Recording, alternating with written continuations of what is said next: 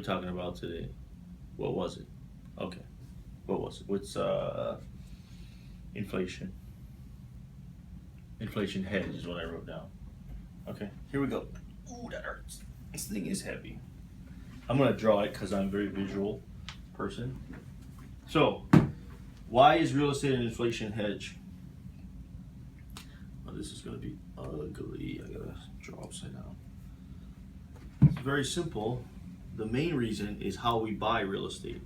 We buy them on what traditionally? 30-year fixed mortgages, which are, what was the second word I said? Fixed. They're fixed,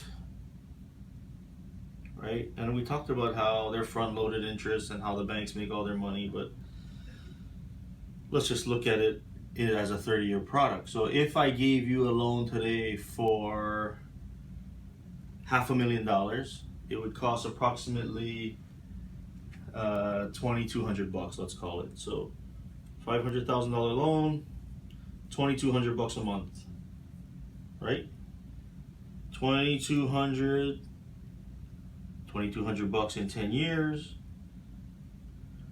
$2,200 in 20 years, and $2,200 in 30 years. It is linear, it is fixed.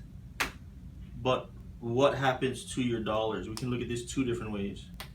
We can look at it as an owner occupant. You're living in your house, but what happens? What's the effect of inflation on the dollar? Does that, right? So you're paying it back with 90-cent dollars.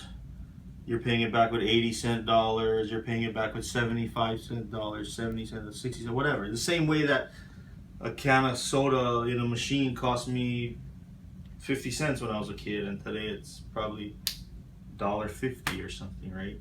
Inflation affects your buying power, but again, you're going to be making more dollars at your job as inflation occurs. You get paid more. It's not going to feel any richer because all the products and goods and services you need are equally expensive, except this. This is fixed. So now you say, well, I'm an investor. Great.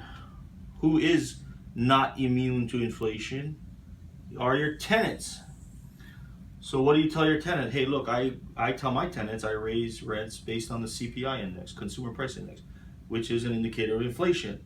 So last year I didn't raise rents because it only went up 0.9%, you know, like not even 1%. But if we average 2.5%, 3% inflation in a normalized market, then if your rent is $2,000 this year, next year it's going to be $2,060, let's say. And that spread between what I collect and what I pay just gets wider and wider and wider and wider and wider and wider. And then of course, what happens at the end of my term, whether I hold it the whole way or I pay it off or I sell the property, hopefully I don't sell the property if it's an investment, I keep it, then the mortgage goes away and then I get all that additional profit. So basically, that's why in this market, you want to grab the cheap money, 30-year fixed inflation hedge. Does that make any sense? This is Trevor dropping the mic. Done.